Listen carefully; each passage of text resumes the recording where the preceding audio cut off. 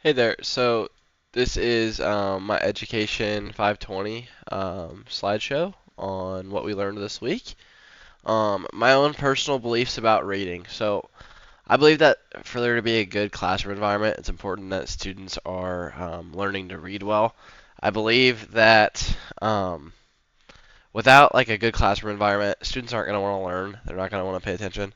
And so it's really important that before we even think about instruction, that we're thinking about how are we making our students feel safe, loved, and that they can learn in the classroom. I believe that student social interaction is needed to encourage like better readers.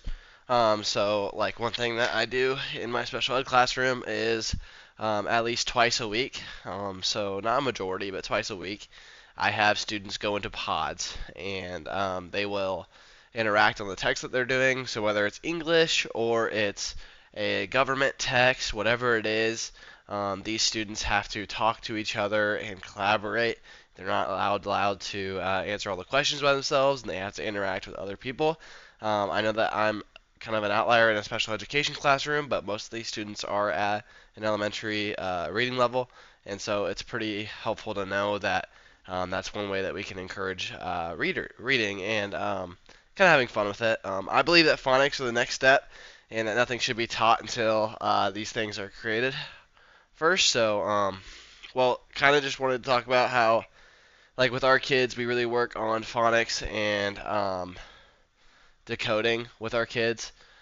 Even at the special ed level, you can see that they still struggle with these things, and that's why we can't really read. Some of my students are at different levels. Some of my kids can read, but some of the kids that can't, we have to kind of go backwards and make sure that they learn that first before we can accelerate with the kid.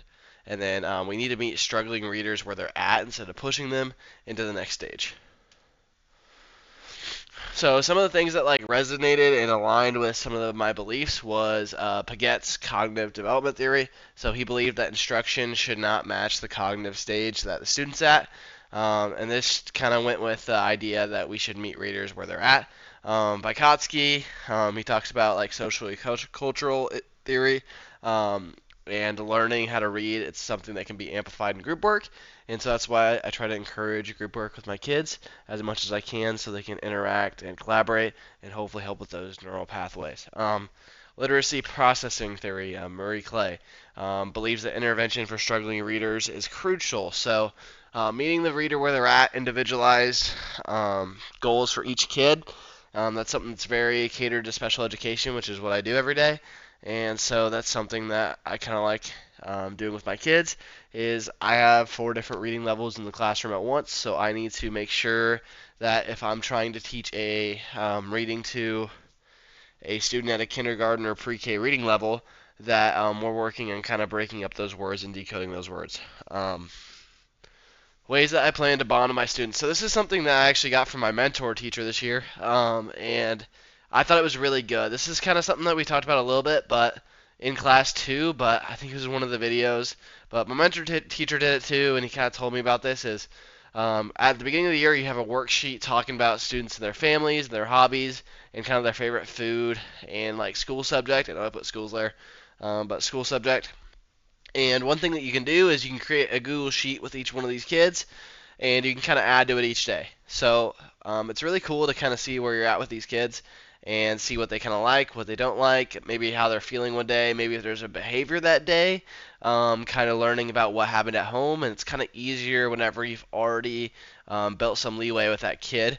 And so, kind of just encouraging that attitude that I'm going to care about those kids, I'm going to remember those kids, and it can get kind of hard in some of those bigger classes whenever you have kids coming in and out of your class, but especially like special ed kids like or teachers like me and some of our other teachers, we only see about at max 20, 25 kids each day.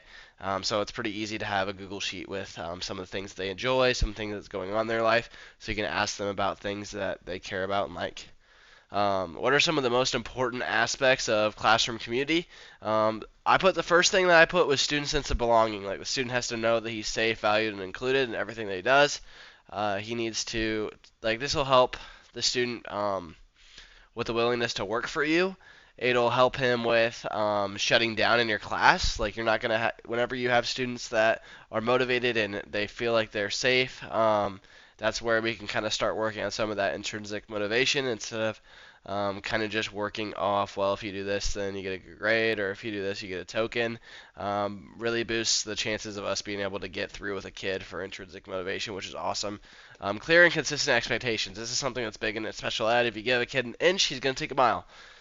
So I kind of talked about how students know what is expected of them, and it minimizes distractions and encourages fairness. Even if it's something like a token system, if you're doing that with some of your kids, then clear and consistent taking away or giving of tokens based on behavior or class behavior. So whether you're doing it at class level or you're doing it at an independent level. Three important concepts that I learned this week. How Paget and Vygotsky talk about reading and the stages of it. The importance of meeting a student where they're at. And so that's something that I kind of heard before, and you kind of hear in special ed especially, just because you got kids in so many different levels. But I never really thought of like going individually per each kid and working on phonics maybe with this kid. I kind of just thought reading level, but maybe I need to start breaking into kind of the segmentation of each word and seeing if the kid's doing it right, and just kind of bring up some of the challenges with that. And that's something that I need to do better at. As teachers, we should be a champion for your kids. That was one of the additional resources that you put this week, and that was a really cool video. I really liked how it talked about kind of being a role model for kids. I mean, you don't know what type of role models they have at home, but you can give them a good role model at school and someone that works hard and cares about them, and you can positively influence their life through that. A student's sense of belonging affects how a student's progression will be in your class. This was from one of the readings, from one of the articles, and it really resonated with me, and I felt like this was something that I just really needed to learn and kind of think about, that if I'm not addressing first some of the students' basic needs, then they're not going to be able to learn in my classroom. So I need to find a way that I can address them and kind of get down to their level a little bit, wherever they're at, and meet them what's going on. And this is something that I really got to think about whenever we're dealing with student behaviors in class, and just kind of thinking of why they're doing that behavior, whether it's something as simple as attention or if it's something that's a lot more serious that's going on with that kid, to kind of go to the bottom root of that, kind of start from there.